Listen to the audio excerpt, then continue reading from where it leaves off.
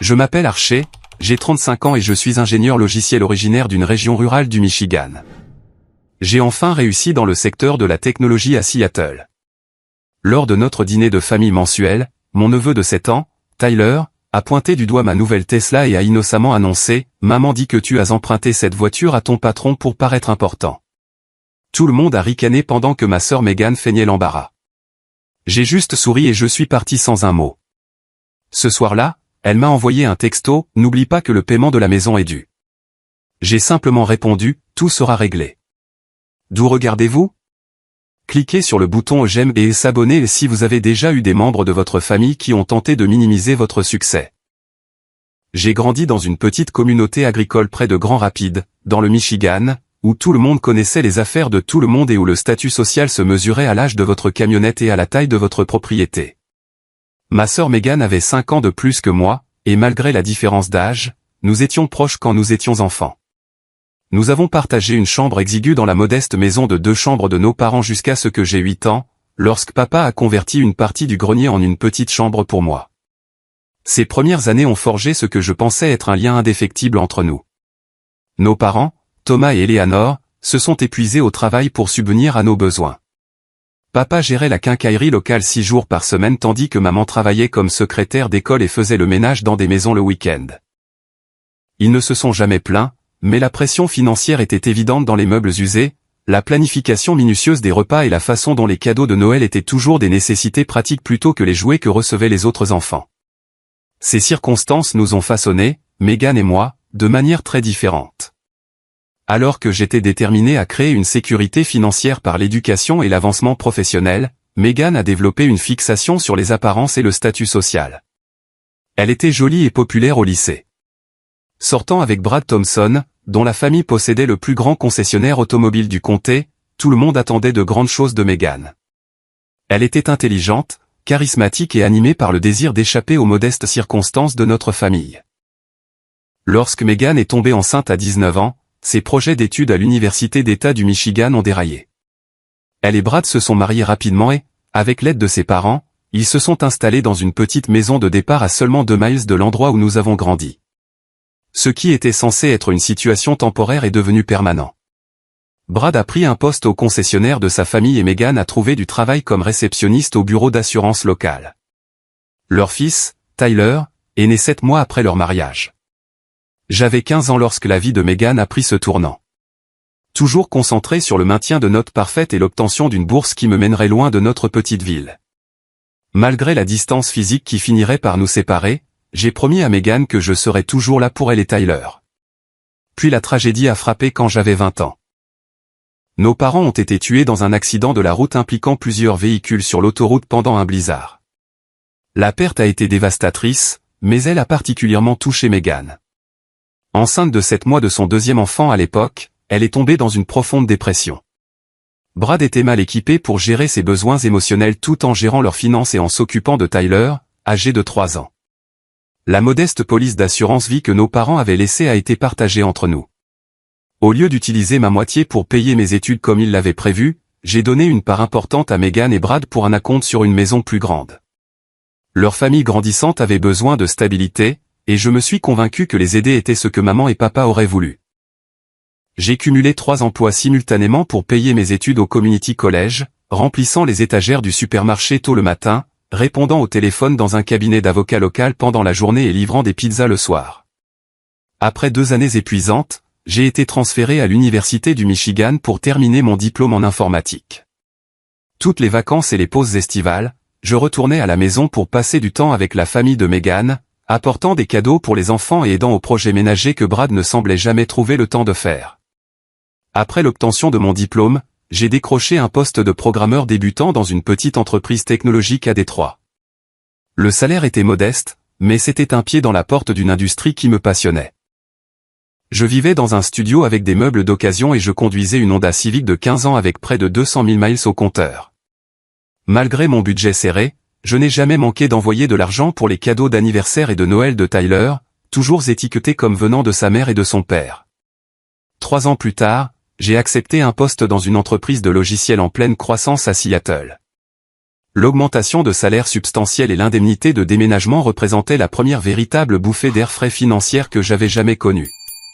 La réaction de Megan à mon déménagement a été mitigée. Superficiellement favorable mais sapée par des commentaires comme « J'espère que ça marchera cette fois » et « Ne nous oublie pas quand tu vivras la grande vie ». À Seattle, ma carrière a prospéré. J'ai travaillé 60 heures par semaine, j'ai obtenu des promotions et je suis finalement devenu directeur principal de l'ingénierie, supervisant une équipe de 15 développeurs. Mon travail acharné a porté ses fruits avec des options d'achat d'actions, des primes et un salaire qui reflétait enfin mon expertise et mon dévouement. Tout au long de ces années, j'ai maintenu des liens étroits avec la famille de Megan, rentrant en avion pour les grandes fêtes et envoyant des cadeaux généreux. Lorsque la tentative de Brad d'ouvrir un deuxième concessionnaire a échoué, je leur ai prêté 15 000 $. Ils n'ont jamais remboursé. Lorsque leur toit a eu besoin d'être remplacé, j'ai couvert la facture de 8 000 $. Plus important encore, j'ai contribué à hauteur de 900 $ par mois à leur hypothèque pendant près de 4 ans. De l'argent que Megan appelait de plus en plus « ce qu'on nous doit », plutôt que le cadeau que c'était. Malgré mon succès financier et mes réalisations professionnelles, les réunions de famille sont devenues de plus en plus inconfortables. Les parents de Brad, Judith et Howard, étaient assez agréables, mais me considéraient clairement comme l'excentrique de la famille qui avait abandonné les valeurs de la petite ville pour la vie citadine. Le frère de Brad, James, et sa femme, Sarah, étaient plus accueillants. Mais même semblaient accepter le récit soigneusement construit par Megan sur ma vie. Ce que je n'ai compris que bien plus tard, c'est à quel point Megan avait systématiquement dénigré mes réalisations pour maintenir son statut de sœur qui avait réussi et qui était restée fidèle à ses racines. Pendant que je construisais une carrière grâce à un effort incessant et un apprentissage constant, elle construisait une fiction sur ma vie qui finirait par se défaire de la manière la plus douloureuse possible. Le dernier samedi d'avril était exceptionnellement chaud dans le Michigan alors que je me rendais de mon hôtel à la maison de Megan et Brad pour le dîner de famille mensuel. Après un trimestre particulièrement réussi au travail, je m'étais enfin offert une Tesla Model S bleu nuit avec l'ensemble intérieur haut de gamme. C'était le premier achat vraiment luxueux que j'avais jamais fait, un symbole tangible de la victoire sur la pauvreté de notre enfance et des années de sacrifices financiers. Le quartier où vivaient Megan et Brad se composait de grandes maisons plus récentes disposées autour d'étangs artificiels et de petits parcs, le genre de lotissement de la classe moyenne supérieure qui avait représenté un luxe inaccessible pour nous quand nous étions enfants. Leur maison coloniale de 4 chambres avec sa pelouse bien entretenue et son garage pour 3 voitures projetait exactement l'image de succès que Megan avait toujours désiré. Je me suis garé dans leur allée incurvée, derrière le Cadillac Escalade du père de Brad. Mon neveu Tyler a été le premier à me repérer, sortant en courant de la maison en chaussettes malgré les appels de sa mère pour qu'il mette des chaussures. « Oncle Archer !»« Oncle Archer !» a-t-il crié, son enthousiasme de 7 ans contagieux alors qu'il s'arrêtait en dérapant à côté de ma voiture. « Waouh, c'est à toi !»« C'est trop cool !» Je suis sorti, lui donnant le high-five qu'il attendait avec impatience. « Salut, mon pote. »« Ouais, c'est ma nouvelle voiture. Je l'ai eue le mois dernier. » Tyler a fait le tour du véhicule, la bouche bée devant le design élégant et le logo distinctif. « On peut faire un tour plus tard ? S'il te plaît. »« On verra ce que dit ta mère, » ai-je répondu, connaissant la réponse probable de Megan. J'ai attrapé mon sac de voyage et les cadeaux que j'avais apportés. Un kit scientifique pour Tyler, une poupée pour sa sœur de 4 ans, Emma, et une bouteille de scotch cher pour Brad. La porte d'entrée s'est ouverte plus largement alors que Megan apparaissait, portant une robe d'été à fleurs et une expression qui ne pouvait pas tout à fait décider entre l'accueil et l'évaluation. « Eh bien, regarde qui est enfin arrivé », a-t-elle lancé avec un sourire crispé. « On commençait à penser que tu t'étais peut-être perdu. » Le vol était à l'heure pour une fois, ai-je répondu, montant les marches du Porsche pour accepter son bref câlin prévenant. Le trafic de l'aéroport n'était pas mauvais non plus. « C'est une sacrée voiture de location », a-t-elle commenté, ses yeux passant de la Tesla à mon visage. « Pas une location », ai-je corrigé doucement. Je me suis enfin acheté quelque chose de bien. Un éclair de quelque chose. Surprise, agacement ? A traversé ses traits avant qu'elle ne le masque par un rire. Eh bien, tu es plein de surprises, toi ? Allez, entre. Tout le monde attend. La maison était remplie de la cacophonie familière des réunions de famille, le match de baseball hurlant depuis la télévision du salon, le bavardage animé d'Emma alors qu'elle jouait avec ses poupées sur le sol, le tintement des glaçons et des verres, et l'arôme du rôti signature de Meghan flottant depuis la cuisine. Les parents de Brad étaient installés aux meilleures places sur le canapé sectionnel.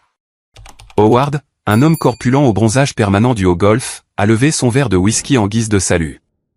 Judith, mince et méticuleusement entretenue avec des cheveux méchés et un maquillage soigneusement appliqué, a offert un sourire froid.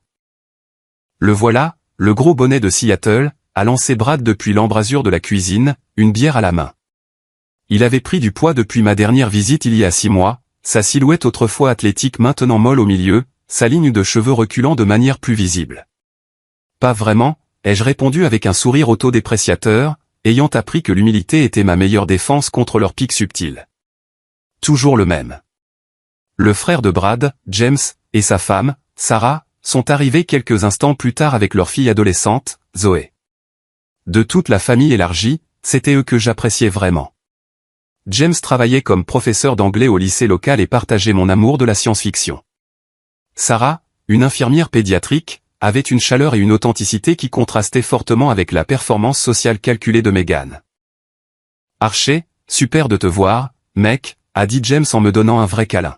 « Tu restes combien de temps en ville ?»« Juste le week-end », ai-je répondu.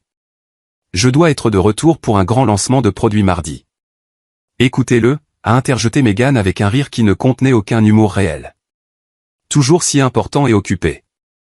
Certaines choses ne changent jamais. » J'ai ignoré la pique, ayant développé une peau épaisse au fil des ans. Nous nous sommes dirigés vers la salle à manger où Meghan avait dressé la table avec sa meilleure porcelaine et son cristal, le service coûteux que je leur avais offert pour leur 10e anniversaire. Emma était assise à côté de moi, bavardant sur la maternelle et ses cours de danse. Tyler était assis en face de nous, entre ses grands-parents. La conversation a suivi les sujets habituels, les ragots locaux, les ventes du concessionnaire de Brad, le jeu de golf d'Howard, la politique du club de jardinage de Judith et des nouvelles soigneusement éditées de ma vie à Seattle. J'avais appris à partager juste assez sur mon travail pour être poli sans fournir de munitions pour le dénigrement subtil de Meghan. Alors que nous finissions le plat principal et que Meghan commençait à débarrasser les assiettes pour le dessert, Tyler a soudainement pointé du doigt la fenêtre avant où ma Tesla était visible dans l'allée. « Maman, peux-tu m'expliquer à nouveau pourquoi oncle Archer a cette voiture de luxe ?» a-t-il demandé avec une innocence enfantine. J'ai oublié ce que tu m'as dit.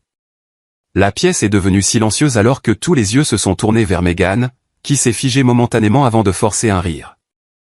Oh, Tyler, tu te trompes, mon chéri, a-t-elle dit d'un ton léger. J'ai juste dit que la voiture d'oncle Archer est très belle.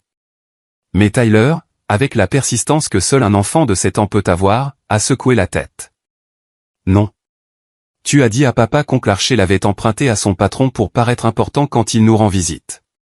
Tu as dit que son entreprise laissait les employés faire semblant de posséder de belles choses. Le silence qui a suivi était assourdissant.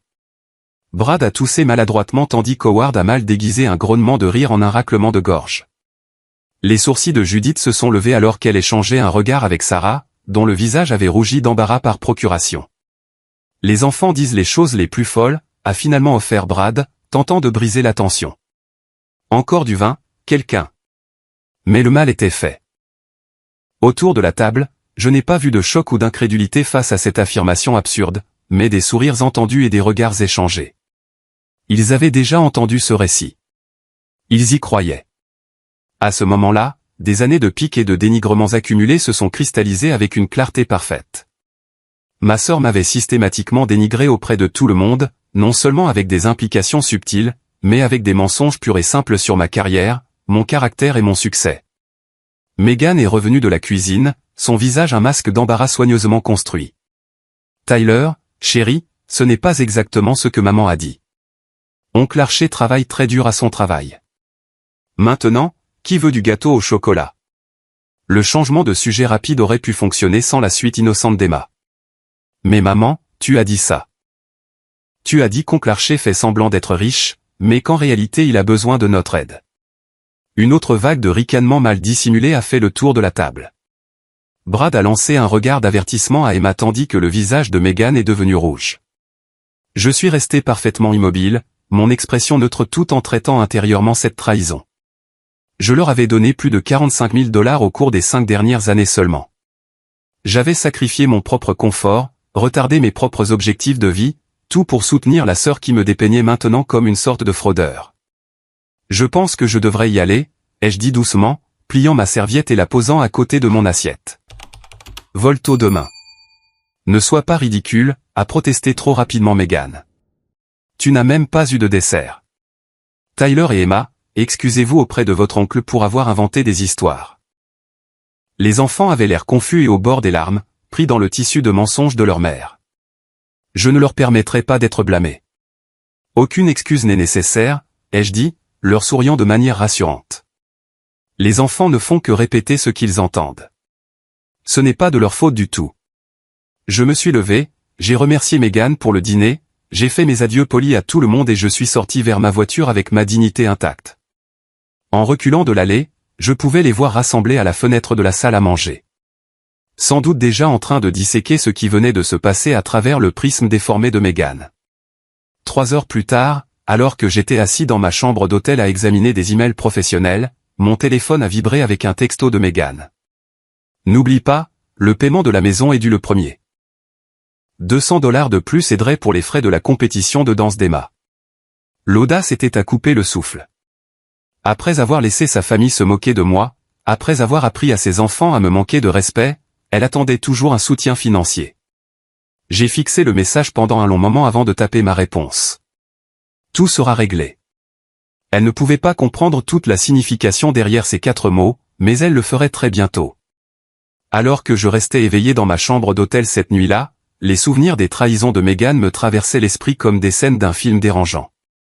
Ce qui s'était passé au dîner n'était pas un incident isolé, mais le point culminant d'années de dénigrement systématique. Le premier exemple notable s'est produit lorsque j'ai décroché mon poste de programmeur à Détroit lors d'un barbecue familial. J'ai entendu Megan dire à notre vieille tante Patricia que je ne faisais que jouer avec les ordinateurs toute la journée. Lorsque tante Patricia a exprimé sa confusion sur ce que cela impliquait, Megan a ri et a dit, honnêtement, je ne pense pas que quiconque sache ce qu'il fait réellement. Ce n'est pas comme une vraie carrière comme l'enseignement ou la médecine. Le dénigrement m'a blessé, mais je me suis dit qu'elle ne comprenait tout simplement pas l'industrie de la technologie. 6 mois plus tard, lorsque j'ai invité la famille à voir mon nouvel appartement dans le quartier revitalisé de Midtown à Détroit, Megan a passé toute la visite à souligner les problèmes de sécurité et à demander si j'avais de bons verrous. Ce quartier semble en transition, a-t-elle dit à Brad assez fort pour que je l'entende. Je m'inquiète pour Archie qui vit dans un quartier aussi dangereux. L'appartement était en fait dans l'un des quartiers les plus sûrs de la ville, près de l'université et du centre médical, mais ces commentaires ont semé l'inquiétude auprès du reste de la famille qui a commencé à remettre en question mon jugement. Lorsque j'ai été promu développeur principal après seulement 18 mois, doublant presque mon salaire, la réponse de Megan a été révélatrice. Eh bien, ils doivent être désespérés de trouver des gens prêts à faire ces heures, a-t-elle commenté lorsque j'ai partagé la nouvelle lors d'un dîner de famille. J'espère qu'ils ne t'utilisent pas juste jusqu'à ce que quelqu'un avec plus d'expérience se présente. Ce qui aurait dû être un moment de célébration est devenu un exercice de défense de mes capacités. L'exemple le plus flagrant est survenu lorsque j'ai pris 3 mois de congé entre 2 emplois pour développer une application de suivi de la condition physique que je conceptualisais. J'avais économisé suffisamment pour subvenir à mes besoins pendant cette période et j'étais enthousiaste à l'idée de cette opportunité entrepreneuriale. Megan a dit à tout le monde que j'étais, entre 2 emplois, son ton sous-entendant que j'avais été licencié. Lorsque l'application a été terminée et que j'ai accepté un poste dans l'entreprise de Seattle, elle a décrit cela comme si j'avais, enfin trouvé quelque chose, après une période de chômage. Au fur et à mesure que ma carrière à Seattle progressait, les méthodes de Megan sont devenues plus sophistiquées. Elle a commencé à créer un récit alternatif sur ma vie, où mon succès était temporaire, mes réalisations exagérées et ma stabilité financière précaire. Elle qualifiait mon appartement de « minuscule ». Il faisait près de 12 200 pieds carrés dans l'un des meilleurs quartiers de Seattle. Elle décrivait mon travail comme « stressant et probablement pas à long terme ». J'étais dans la même entreprise depuis 6 ans avec des promotions régulières. De manière plus insidieuse, elle a commencé à suggérer aux membres de la famille que j'avais des difficultés financières malgré les apparences. Lorsque j'ai envoyé à Tyler une console de jeux coûteuse pour Noël, elle a dit à ses beaux-parents que je l'avais achetée à crédit et que je ne pouvais pas me le permettre. Lorsque j'ai payé le dîner de tout le monde dans un restaurant chic lors d'une visite précédente, elle a plus tard dit à James et Sarah que j'avais fait des folies au-dessus de mes moyens. Ce que je n'ai découvert que plus tard, c'est que Megan avait aussi systématiquement menti sur notre relation financière. Grâce à des conversations informelles avec James après le dîner désastreux, j'ai appris que Megan avait dit à tout le monde qu'elle m'avait aidé pendant des périodes difficiles. Les 45 000 $ que j'avais contribué à leur paiement de maison pendant 4 ans. Dans sa version, c'était de l'argent qu'elle m'avait prêté pendant des moments difficiles, que je remboursais maintenant. Les 15 000 $ que j'avais donnés pour l'expansion ratée de l'entreprise de Brad. Megan prétendait que c'était de l'argent qu'ils avaient hérité de nos parents, que j'avais emprunté lorsque j'ai déménagé à Seattle et que je remboursais lentement. Les 8 000 $ pour leur toit, un cadeau généreux de leur part lorsque je ne pouvais pas me permettre de réparer la plomberie de mon appartement. Chaque révélation était plus douloureuse que la précédente. La question qui me hantait n'était pas pourquoi Megan construirait des mensonges aussi élaborés, mais pourquoi je m'étais laissé exploiter si longtemps. Le soutien financier que j'avais fourni n'était pas seulement généreux. Il était excessif au point de l'auto-sabotage. En payant leur mensualité de maison, j'avais retardé l'achat de ma propre maison. En finançant l'entreprise de Brad, j'avais reporté mes investissements dans mes comptes de retraite. En couvrant leurs urgences, j'avais fait des heures supplémentaires et sacrifié mon propre confort. Le bilan psychologique était encore plus lourd que le bilan financier. Pendant des années, j'avais enduré des pics subtils et des commentaires dédaigneux. Trouvant toujours des excuses au comportement de Megan. Elle ne comprend pas mon secteur d'activité. Elle est peu sûre d'elle à cause de ses propres choix. Elle subit la pression de la famille de Brad, soucieuse du statut. Chaque fois que je rendais visite, j'observais comment Megan s'efforçait de maintenir son image de sœur qui avait réussi et qui était restée fidèle à ses valeurs natales, tandis que j'étais dépeint comme l'outsider un peu pathétique qui avait sacrifié ses relations personnelles pour une carrière précaire dans une ville lointaine. Plus je réfléchissais, plus je reconnaissais la manipulation sophistiquée à l'œuvre. Megan me louait d'un souffle. Archer est si intelligent avec les ordinateurs, et me dénigrait du suivant. Mais je crains que toutes ces heures passées à regarder des écrans soient la raison pour laquelle il ne peut pas maintenir de relation. Elle me remerciait pour les cadeaux à ses enfants, puis laissait entendre aux autres que c'était une tentative d'acheter une affection que je ne pouvais pas gagner naturellement. Le plus douloureux était de réaliser que j'avais permis ce traitement par mon propre désir de maintenir l'harmonie familiale.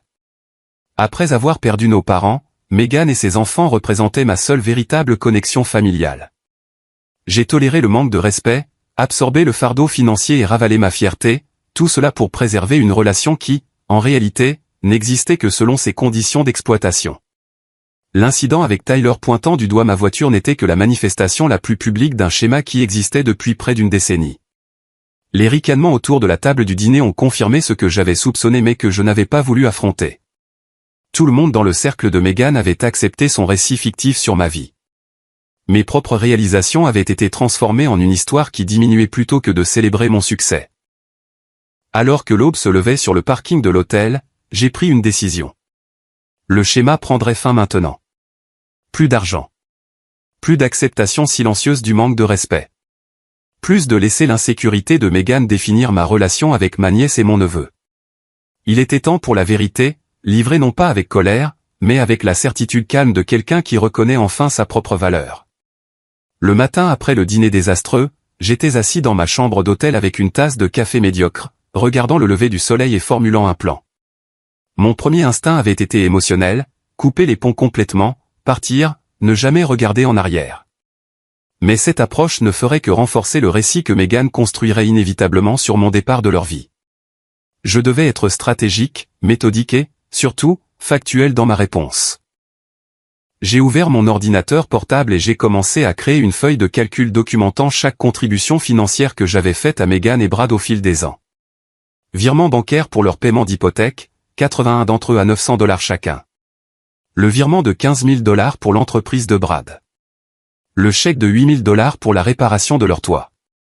D'innombrables dépenses plus petites, anniversaires, cadeaux de Noël, l'équipement de baseball de Tyler, les cours de danse d'Emma, les vacances en famille à Disney World que j'avais largement financées mais auxquelles je n'avais pas pu assister en raison d'engagement professionnel. Le total était stupéfiant. Près de 73 000 $ en 8 ans. Pas des prêts, pas des investissements, des cadeaux que je n'avais jamais prévu de me faire rembourser. De l'argent donné par amour et par obligation familiale, transformé par les mensonges de Megan en preuve de ma dépendance plutôt que de ma générosité. Ensuite, j'ai sorti mon historique d'emploi, mes lettres d'offres, mes annonces de promotion, mes évaluations de performance, mes attributions d'options d'achat d'actions, la documentation de ma véritable trajectoire de carrière plutôt que le récit fictif de Megan. J'ai téléchargé des relevés montrant mon portefeuille d'investissement, mes comptes de retraite et le récent contrat d'achat de ma Tesla, entièrement payé. Aucun financement impliqué. En compilant ces documents, j'ai remarqué un nouvel email du frère de Brad, James. Et, désolé pour hier soir. On peut parler avant que tu ne partes.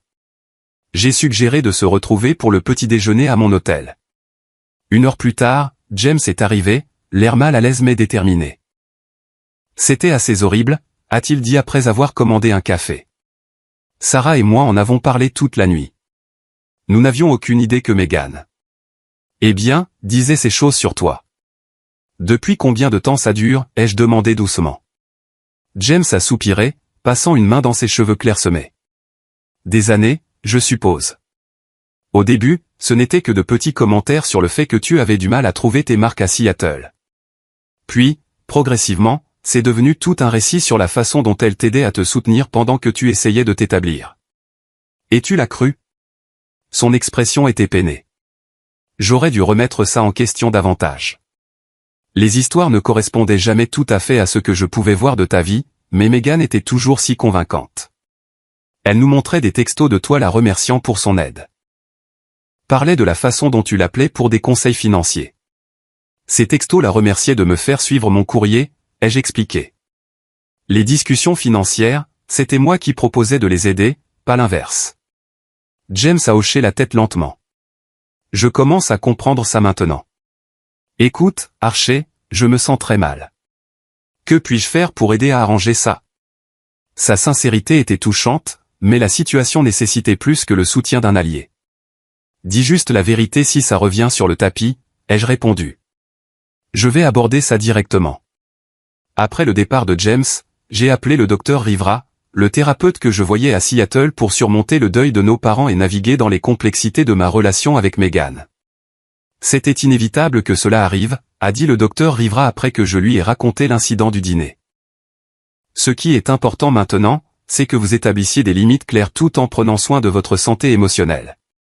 Je prévois de la confronter, ai-je expliqué. Pas émotionnellement, mais avec la documentation de tout, l'argent, ma carrière, tout. Cette approche a du sens, mais préparez-vous à des réactions défensives, a-t-il averti. Les personnes qui ont créé de faux récits réagissent souvent à la vérité avec des tromperies encore plus élaborées. La clé est de rester ancré dans les faits tout en acceptant que certaines relations puissent être modifiées de manière permanente par cette confrontation. Ensuite, j'ai appelé Jessica, ma conseillère financière à Seattle. Je vous dis depuis des années que votre soutien à la famille de votre sœur est excessif, m'a-t-elle rappelé. D'un point de vue purement financier, mettre fin à ces paiements est attendu depuis longtemps. Cet argent devrait aller à vos propres objectifs. L'achat de la maison que vous prévoyez, l'idée de start-up que vous développez. Je sais, ai-je reconnu. Les obligations familiales sont compliquées. Elles le sont, a-t-elle convenu. Mais les limites financières font partie de dynamiques familiales saines. Je vous envoie un résumé de ce que ces contributions auraient rapporté si elles avaient été investies sur la même période. Voir le coût d'opportunité pourrait renforcer votre résolution. Le document qu'elle a envoyé était dégrisant.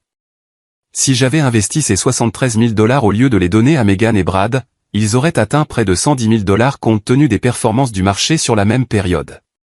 Mon prochain appel a été à ma patronne, Catherine, expliquant que je devais prolonger mon séjour dans le Michigan de 2 jours pour régler une affaire de famille. Prenez tout le temps dont vous avez besoin, a-t-elle dit. L'équipe a le lancement sous contrôle. La famille avant tout. L'ironie de sa déclaration ne m'a pas échappé. J'avais mis la famille avant tout pendant des années, mais pas d'une manière qui servait ni Megan ni moi à long terme. En cautionnant son comportement, j'en étais devenu complice. En milieu d'après-midi, j'avais formulé un plan complet. Plutôt qu'une confrontation émotionnelle ou une exposition publique, je demanderais une réunion de famille avec toutes les personnes présentes au dîner. Je présenterai les faits calmement et clairement, puis j'établirai de nouvelles limites pour l'avenir. J'ai passé le reste de la journée à me préparer à divers scénarios. Si Megan niait tout, j'avais la documentation. Si elle devenait émotive, je resterais calme. Si Brad devenait agressif, je me recentrerai sur les faits plutôt que de m'engager dans la colère. Mon but n'était pas de les punir ou de les embarrasser, mais de mettre fin au cycle de tromperie et d'exploitation.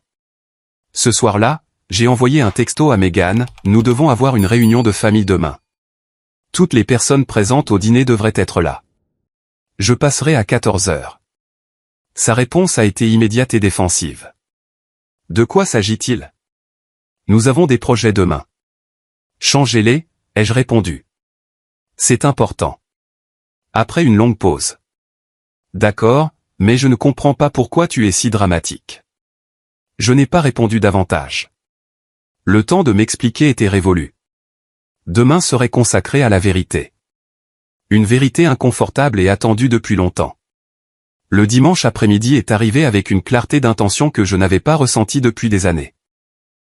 J'avais bien dormi pour la première fois depuis mon arrivée dans le Michigan, me réveillant avec la certitude que, quelle que soit l'issue, affronter la tromperie de Megan était nécessaire pour mon propre respect et pour toute possibilité de relation authentique à l'avenir.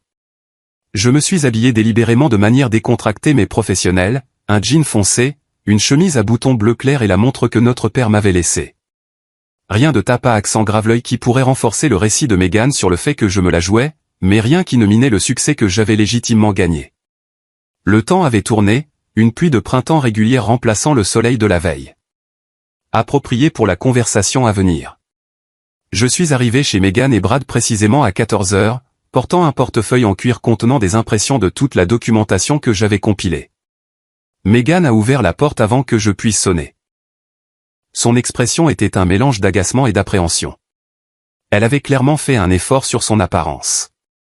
Cheveux fraîchement coiffés, maquillage soigneusement appliqué, vêtue d'un pull et d'un jean d'allure coûteuse qui projetait une aisance décontractée.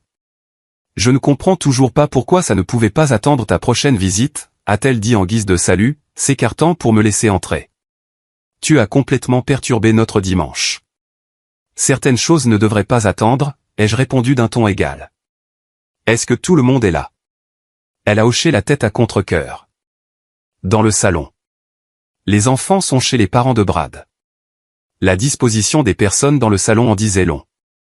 Brad était assis dans ce qui était clairement son fauteuil habituel, positionné légèrement à l'écart de ses parents sur le canapé. James et Sarah avaient pris place à l'autre bout de la pièce, leur langage corporel suggérant un malaise face à la situation. Toute conversation a cessé à mon entrée. Merci à tous de vous être libérés, ai-je commencé, restant debout alors que Megan prenait place à côté de Brad. Je sais que c'est inattendu, mais après ce qui s'est passé au dîner hier soir, il y a des choses qui doivent être clarifiées. Si c'est à propos de ce que Tyler a dit, a rapidement interjeté Megan, nous lui avons déjà expliqué qu'il avait mal compris. Les enfants exagèrent. Tu sais comment c'est. Ce n'est pas seulement à propos de Tyler, ai-je répondu calmement. C'est à propos d'un schéma qui dure depuis des années, un schéma que j'ai laissé perdurer trop longtemps. J'ai ouvert mon portefeuille et j'ai sorti le premier document, un résumé de toutes les contributions financières que j'avais faites au ménage de Megan et Brad. Au cours des 8 dernières années, j'ai fourni un soutien financier important à Megan et Brad, ai-je expliqué, distribuant des copies du résumé à tout le monde dans la pièce. Près de 73 000 $ au total, y compris 81 paiements hypothécaires mensuels de 900 $ chacun. Le père de Brad, Howard, a brusquement levé les yeux du papier, son expression passant de dédaigneuse à attentive. De quoi s'agit-il, Megan, a-t-il demandé en se tournant vers ma sœur. Ce n'est pas ce qu'il en a l'air, a répondu Megan, sa voix s'élevant légèrement. Archie a toujours été généreux avec les cadeaux, mais il donne l'impression que nous avons profité de lui. Je ne fais pas d'accusation, ai-je interrompu doucement. Je ne fais qu'énoncer des faits. L'argent a été donné librement. Ce n'est pas le problème. Le problème, c'est que j'ai récemment appris que mon soutien financier a été mal interprété auprès de vous tous. On m'a dit que certains d'entre vous croient que j'ai été financièrement dépendant de Megan et Brad alors que c'est le contraire. C'est ridicule. A balbutié Brad, le visage rouge. On n'a jamais dit ça. J'ai des textos et des emails, ai-je continué, sortant un autre document de mon portefeuille. Des messages de Megan à divers membres de la famille décrivant des prêts qu'elle m'aurait faits. Des références à son aide pendant des moments difficiles. Des déclarations sur l'instabilité de ma carrière. J'ai tendu ces documents à James, qui les a parcourus avec un malaise croissant avant de les passer à Sarah. Ça vient de notre conversation de groupe, a dit doucement Sarah en regardant Megan. Tu nous as dit que tu aidais Archie avec son loyer quand ses heures ont été réduites l'année dernière. Elle s'est tournée vers moi. Tes heures ont-elles été réduites? Non, ai-je répondu. J'ai reçu une promotion et une augmentation de 20% en février dernier. Mes heures n'ont jamais été réduites. Je n'ai jamais eu de difficultés financières. Je n'ai jamais emprunté d'argent à Megan ou Brad. La pièce est tombée dans le silence alors que cette information faisait son chemin. Judith, qui avait observé attentivement, a pris les papiers des mains de son mari. Et le prêt commercial, a-t-elle demandé, faisant référence aux 15 000 $ que j'avais donnés à Brad. Tu nous as dit qu'Archie avait emprunté de l'argent de ton héritage et qu'il le remboursait. Avant que Megan ne puisse répondre, j'ai sorti un autre document, une copie du virement bancaire avec la mention clairement indiquée, expansion d'entreprise. Il n'y a pas eu de prêt, ai-je expliqué. Quand Brad a voulu ouvrir le deuxième concessionnaire, je leur ai donné 15 000 $ en cadeau. La même chose s'applique aux 8 000 $ pour le remplacement de leur toit il y a 2 ans et à d'innombrables autres dépenses que j'ai couvertes au fil des ans. Brad s'est levé brusquement, son expression s'assombrissant. On n'a jamais demandé l'aumône, a-t-il lancé. Si tu as compté les points toutes ces années, peut-être que tu n'aurais pas dû offrir en premier lieu. Je ne compte pas les points, ai-je répondu, gardant mon calme. J'ai donné librement parce que j'aime cette famille. Je ne vous montre ces documents que maintenant parce que j'ai besoin que tout le monde comprenne la réalité de notre relation financière. Je me suis tourné pour m'adresser à tout le monde. J'ai travaillé incroyablement dur pour mon succès. J'ai payé mes études moi-même, en cumulant 3 emplois simultanément. J'ai gagné chaque promotion par mon dévouement et mes compétences. La Tesla dans l'allée est à moi. Achetée en une seule fois avec l'argent de ma récente prime de performance. Je ne me la joue pas et je ne prétends pas être ce que je ne suis pas. Megan était de plus en plus agitée. Et maintenant, elle se tenait debout, les larmes aux yeux. Alors c'est de ça qu'il s'agit? Tu veux m'humilier devant tout le monde parce que tes sentiments ont été blessés parce qu'un enfant de 7 ans a dit quelque chose de stupide au dîner? Non, ai-je dit doucement. Il s'agit de la vérité. Pendant des années, tu as créé un récit fictif sur ma vie. Un récit où je suis en difficulté, où je fais semblant, où je suis en quelque sorte moins brillant que je ne le suis réellement. Tu as dit à tes enfants, à tes beaux-parents et même à nos amis communs que j'emprunte des voitures pour impressionner les gens, que je vis au-dessus de mes moyens, que j'ai besoin de ton soutien financier. Rien de tout cela n'est vrai, et ça doit cesser. Pourquoi ferait-elle ça? A demandé Howard, l'air vraiment confus. James s'est raclé la gorge. Je crois que je comprends, a-t-il dit prudemment. Si Archie était en difficulté, il serait plus facile d'expliquer pourquoi Megan et Brad avaient besoin de son aide financière tout en dénigrant simultanément ses choix de vie. Ça ne peut pas être les deux. Soit il a assez de succès pour fournir un soutien substantiel, soit il échoue et a besoin de leur aide. Le récit doit être cohérent. Megan s'est effondrée sur son siège, les larmes coulant maintenant librement. Vous ne comprenez pas ce que c'est, a-t-elle dit, sa voix se brisant. Tu es parti. Tu es allé à l'université, tu as fait une carrière brillante, tu as déménagé dans une ville glamour. Sais-tu ce qui m'est arrivé? Je suis tombée enceinte, je me suis mariée jeune et je suis restée dans la même ville à faire les mêmes choses avec les mêmes personnes pour toujours. Je n'ai jamais jugé tes choix, ai-je répondu doucement. Tu n'avais pas à le faire, a-t-elle pleuré. Ta vie juge la mienne tous les jours.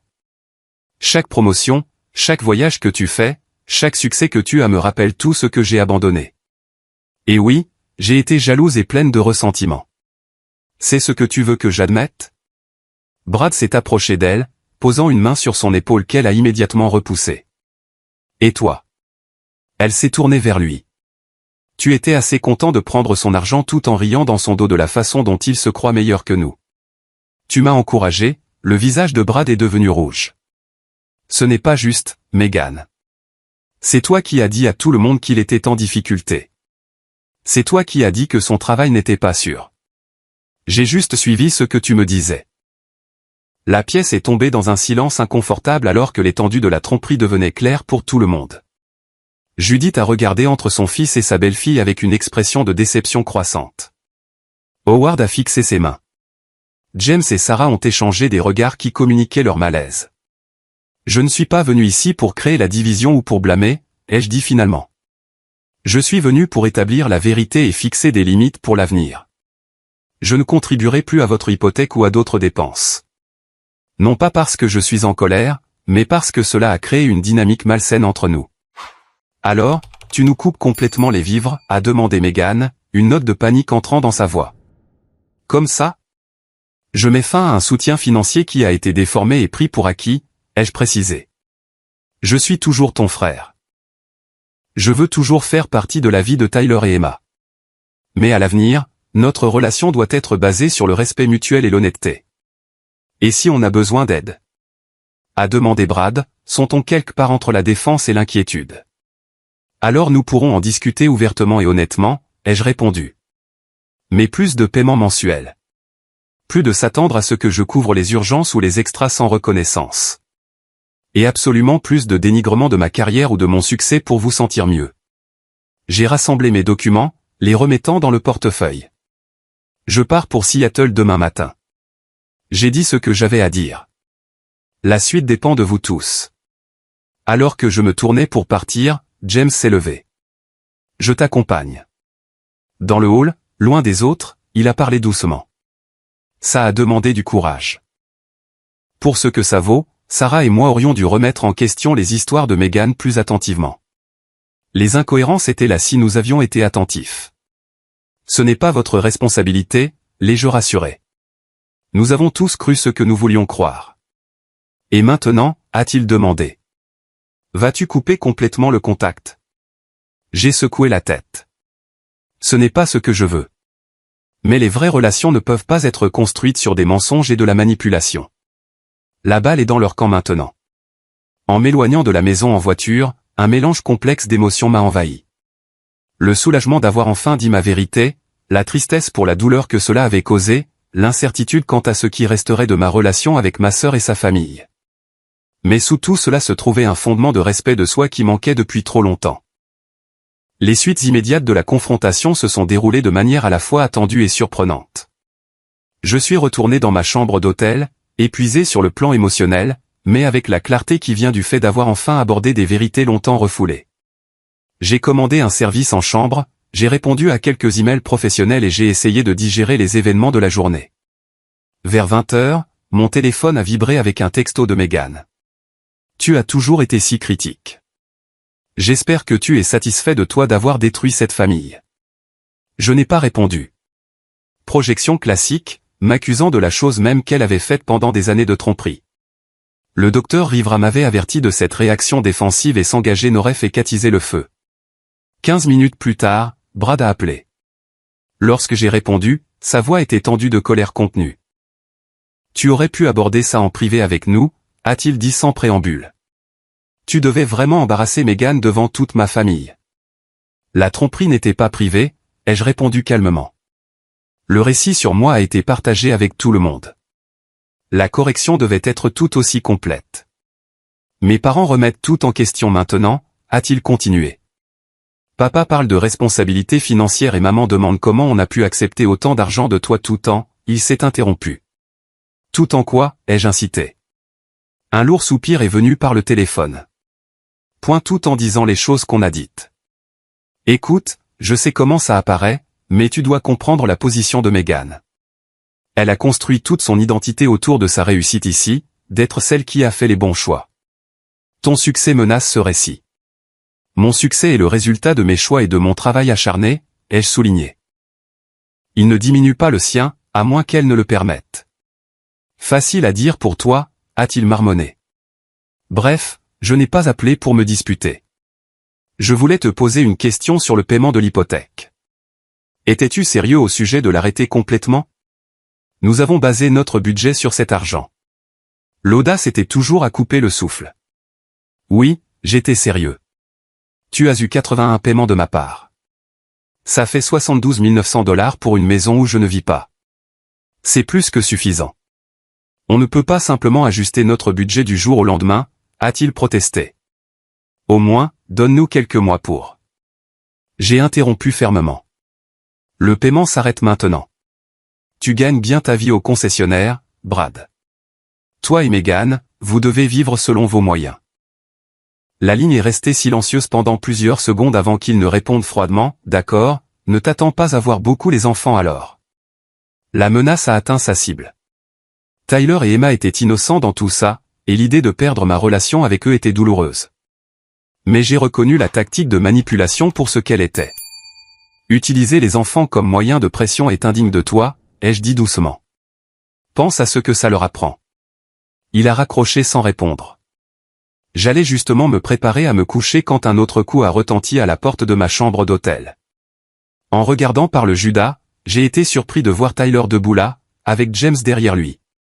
J'ai ouvert la porte immédiatement. Qu'est-ce qui se passe? James avait l'air désolé. Tyler a entendu une partie de la conversation après ton départ. Il était très contrarié et a insisté pour te voir. J'espère que ça ne dérange pas. J'ai envoyé un texto à Megan pour lui dire qu'il est avec moi. Tyler s'est jeté sur moi dans une étreinte féroce. Je suis désolé, oncle Archer. Je ne voulais pas mettre tout le monde en colère. Je me suis agenouillé à son niveau, lui rendant son étreinte. Et, mon pote, tu n'as rien fait de mal. Les adultes ont parfois des désaccords compliqués qui n'ont rien à voir avec toi. Mais tout le monde criait après ton départ, a-t-il dit, sa voix petite. Maman pleurait, et grand-mère n'arrêtait pas de dire qu'elle était déçue. Papa a claqué la porte et est parti en voiture. Je l'ai conduit pour qu'il s'asseye sur le bord du lit tandis que James s'appuyait contre le mur, nous laissant un peu d'espace. Tyler, écoute-moi, ai-je dit en le regardant droit dans les yeux. Rien de tout cela n'est de ta faute. Ce que tu as dit au dîner a juste mis en lumière des problèmes d'adultes qui devaient être discutés. Mais maman a dit que je l'avais embarrassé en répétant des choses privées. Les adultes ne devraient pas dire aux enfants des choses qu'ils ne veulent pas qu'on répète, ai-je expliqué doucement. Tu as juste été honnête, ce qui est exactement ce que tu devrais toujours faire. Il a réfléchi à cela un moment. Est-ce vrai que tu as acheté ta voiture toi-même? Maman a dit que tu faisais juste semblant. Oui, je l'ai achetée moi-même, ai-je confirmé. Je travaille très dur à mon travail, et parfois je peux m'acheter de belles choses grâce à ce travail acharné. Cool, a-t-il dit, son attitude s'éclaircissant légèrement. On pourra toujours faire un tour un de ces jours? Absolument, ai-je promis, bien qu'incertain du moment où cette opportunité pourrait réellement se présenter compte tenu des circonstances actuelles. Chaque fois que je serai de passage. Après que Tyler soit allé aux toilettes, James a suggéré qu'il devrait rentrer. Sarah attend dans la voiture. On le dépose à la maison. Merci de l'avoir amené, ai-je dit sincèrement. Ça compte beaucoup. Il était vraiment inquiet pour toi, a répondu James. Et pour ce que ça vaut, Sarah et moi avons parlé avec Howard et Judith après ton départ. Ils ont beaucoup à digérer. Ça a été une sacrée révélation pour eux sur Megan et Brad. Après leur départ, j'ai reçu un message de Sarah. James m'a parlé de la visite de Tyler. J'espère que ça ne t'a pas dérangé. Je voulais juste que tu saches qu'on est là pour toi. Ces histoires de famille sont compliquées, mais tu as bien fait. Restons en contact. Son soutien était inattendu, mais profondément apprécié. Peut-être que quelque chose de positif pourrait émerger de cette situation douloureuse. Des relations authentiques avec des membres de la famille qui appréciaient la vérité et le respect. Vers minuit, mon téléphone a sonné à nouveau. Le nom de Megan est apparu sur l'écran. Contre mon meilleur jugement, j'ai répondu. Comment oses-tu remplir la tête de Tyler avec ta version des événements, a-t-elle commencé, ces mots légèrement pâteux, suggérant qu'elle avait bu. Il est rentré en parlant de la façon dont les adultes ne devraient pas dire aux enfants de garder des secrets et comment tu as vraiment acheté ta voiture de luxe. Ce n'est guère une déclaration controversée, Megan, ai-je répondu avec lassitude. J'ai bien acheté ma propre voiture, et les adultes ne devraient pas mettre les enfants au milieu de leurs problèmes. Tu as retourné tout le monde contre moi, a-t-elle continué, son ton passant de la colère aux larmes. Mes beaux-parents pensent que je suis une sorte de menteuse manipulatrice. Brad me parle à peine. Même James et Sarah sont bizarres. J'ai simplement dit la vérité, ai-je dit. Si cela a retourné les gens contre toi, peut-être devrais-tu te demander pourquoi. Tu as toujours été si parfait, a-t-elle craché, la colère revenant. Des notes parfaites, une carrière parfaite, une vie parfaite. Certains d'entre nous font des erreurs, Archer. Certains d'entre nous ont des regrets. On ne peut pas tous être aussi impeccables que toi. Je n'ai jamais prétendu être parfait, ai-je dit doucement. J'ai juste travaillé dur et fait des choix différents. Et maintenant tu me punis pour les miens en nous coupant les vivres financièrement, a-t-elle accusé. Je mets fin à un schéma malsain, ai-je corrigé. Ce n'est pas une punition, c'est une limite. La conversation a continué dans ce schéma circulaire pendant plusieurs minutes. Meghan alternant entre des accusations colériques, des supplications larmoyantes et des tentatives de manipulation. J'ai gardé mon calme, répétant ma position sans m'engager dans ces tactiques émotionnelles. Finalement, épuisé par l'échange, j'ai mis fin à l'appel par un simple « Je t'aime, Meghan », mais cette conversation n'est pas productive. On pourra reparler quand tu seras prête à discuter des choses honnêtement. Le lendemain matin, alors que je me préparais à quitter l'hôtel, j'ai reçu un texto du père de Brad, Howard. Je te dois des excuses. Je n'avais aucune idée de la situation financière. Des commentaires inappropriés ont été faits sur la base de fausses informations. J'aimerais te parler quand tu auras le temps. Je l'ai appelé de l'aéroport en attendant mon vol. Notre conversation a été brève mais significative. Il a exprimé un regret sincère d'avoir accepté sans question la description que Meghan faisait de moi et a reconnu la générosité que j'avais montrée à leur famille au fil des ans. Brad et Meghan doivent se débrouiller seuls, a-t-il conclu. Judith et moi les avons aussi aidés, de différentes manières. Peut-être que c'est le réveil dont ils avaient besoin. Sur le vol de retour vers Seattle, j'ai réfléchi à la rapidité avec laquelle le système familial s'était recalibré une fois la vérité exposée. Ceux qui appréciaient l'honnêteté, James, Sarah, et finalement Howard et Judith, avaient ajusté leur perception et tendu la main. Ceux qui avaient profité de la tromperie, Meghan et Brad, luttaient pour maintenir leur récit face à des preuves accablantes. Alors que l'avion atterrissait à Seattle, j'ai ressenti un étrange mélange de tristesse et de libération. La famille que je pensais avoir ne serait peut-être plus jamais la même, mais peut-être que quelque chose de plus authentique pourrait éventuellement prendre sa place. 6 mois ont passé depuis ce dîner de famille fatidique et la confrontation qui a suivi. Le chemin de ce week-end douloureux à aujourd'hui n'a pas été linéaire, mais il a été transformateur d'une manière que je n'aurais jamais imaginée. Les premières semaines après mon retour à Seattle ont été difficiles. Meghan alternait entre des textos en colère, des appels téléphoniques larmoyants et des périodes de silence complet. Brad ne communiquait que par des messages laconiques sur des questions pratiques. Tyler et Emma m'ont envoyé des dessins et des messages dictés par l'intermédiaire de James et Sarah, qui étaient devenus des alliés inattendus et des ponts vers les enfants pendant la brouille avec leurs parents. Environ un mois après notre confrontation, Meghan a appelé tard un soir, sa voix soumise et dépourvue de l'agressivité défensive qui avait caractérisé nos conversations précédentes. « Je vois une thérapeute », a-t-elle annoncé sans préambule. Elle a suggéré que j'avais peut-être des problèmes de comparaison et d'insécurité.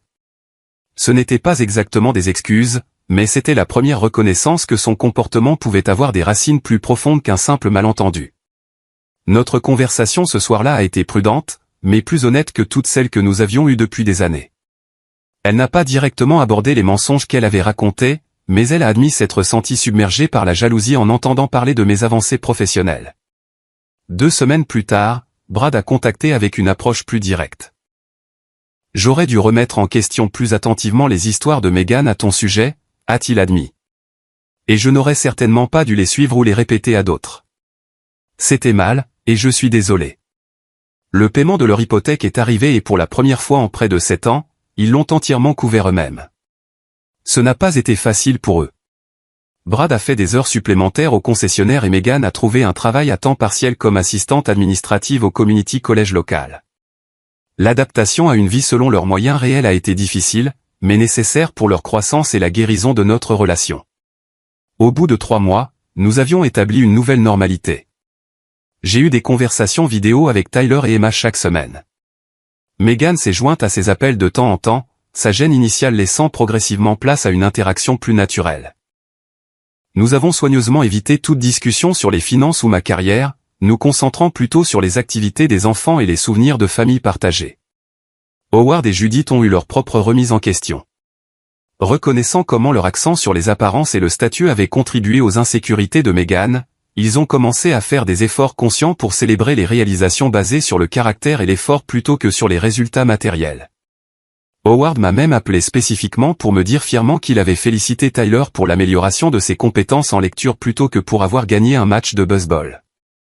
Un changement petit mais significatif dans son système de valeurs. Mes relations avec James et Sarah se sont considérablement approfondies. Ce qui avait été des connexions occasionnelles, réservées aux vacances, s'est transformé en une véritable amitié. Ils ont visité Seattle pour un long week-end en août, et je leur ai fait visiter la ville que j'avais appris à aimer. Sans le prisme déformé de Meghan colorant leur perception, ils ont vu ma vie telle qu'elle était vraiment, ni extravagante ni ostentatoire, mais confortable, épanouissante et gagnée par un effort constant. Les changements les plus profonds, cependant, se sont produits en moi. Grâce à un travail continu avec le docteur Rivera, j'ai examiné les schémas qui m'avaient permis de m'en mêler dans une dynamique aussi malsaine pendant si longtemps. J'ai reconnu comment la mort de nos parents avait intensifié mon désir de maintenir les liens familiaux à tout prix. Comment mes expériences d'enfance avec l'insécurité financière avaient fait de la générosité une valeur centrale. Et comment mon évitement naturel des conflits avait permis aux manipulations de Meghan de rester incontestées. J'ai appris à établir des limites saines, non seulement avec Meghan, mais dans toutes mes relations. J'ai pratiqué le fait de dire non sans culpabilité et d'exprimer mes besoins directement plutôt que d'espérer que les autres les devineraient. J'ai commencé à voir comment mon succès professionnel était devenu une forme de validation, me poussant à travailler des heures excessives et à sacrifier des relations personnelles pour l'avancement de carrière. Avec cette nouvelle prise de conscience, j'ai apporté des changements significatifs dans ma propre vie. J'ai réduit mes heures de travail de 60 à un nombre plus raisonnable de 45 par semaine. J'ai rejoint un groupe de randonnée locale et je me suis fait de véritables amis en dehors du travail. J'ai même recommencé à sortir avec des femmes après des années à mettre la romance en veilleuse. Rien de sérieux pour l'instant, mais je suis ouvert aux possibilités d'une manière que je ne l'étais pas auparavant. Sur le plan financier, j'ai réorienté les ressources qui allaient auparavant au soutien de la famille de Meghan. J'ai acheté un condo modeste mais confortable dans un quartier que j'aime. J'ai augmenté mes cotisations de retraite et j'ai créé un compte d'investissement séparé pour des objectifs futurs. J'ai même mis de l'argent de côté pour de vraies vacances, mes premières en près de 10 ans, prévoyant un voyage de 2 semaines au Japon au printemps prochain. Le mois dernier, je suis retourné dans le Michigan pour le 8e anniversaire de Tyler. L'atmosphère était nettement différente des visites précédentes. Meghan m'a accueilli avec un vrai câlin plutôt que celui prévenant auquel j'étais habitué. Brad m'a serré la main et m'a regardé droit dans les yeux, la posture défensive notablement absente. Ils m'ont fièrement montré leur hypothèque refinancée à un taux d'intérêt plus bas avec des paiements qu'ils pouvaient gérer de manière indépendante. Le moment le plus touchant est venu lorsque Tyler m'a fièrement montré son projet scientifique. Un modèle du système solaire qu'il avait entièrement construit lui-même. Oncle Archer, maman a dit que tu pourrais peut-être m'aider à comprendre comment fonctionne la gravité, a-t-il dit. Elle m'a dit que tu es vraiment intelligent en sciences. C'était une petite chose, peut-être, mais significative. Meghan reconnaissant mes connaissances comme précieuses plutôt que menaçantes. Un pas vers la vision de mes capacités comme des ressources à partager plutôt que des succès à diminuer. Ce soir-là, alors que nous étions assis sur le porche après que les enfants soient allés se coucher, Meghan a prononcé les mots que j'avais attendus pendant des années. Je suis désolé, Archer. Vraiment désolé. J'étais tellement prise par le sentiment d'avoir échoué dans ma propre vie que je ne pouvais pas célébrer la tienne. Au lieu d'apprécier ta générosité, je t'en voulais d'être en mesure d'être généreux. C'était mal, et je travaille à être meilleur. Les excuses n'étaient pas parfaites, et notre relation reste un travail en cours. La confiance qui a été brisée mettra des années à se reconstruire complètement. Mais à ce moment-là, j'ai reconnu que la confrontation douloureuse 6 mois plus tôt avait été nécessaire non seulement pour mon propre respect, mais aussi pour la croissance de Meghan.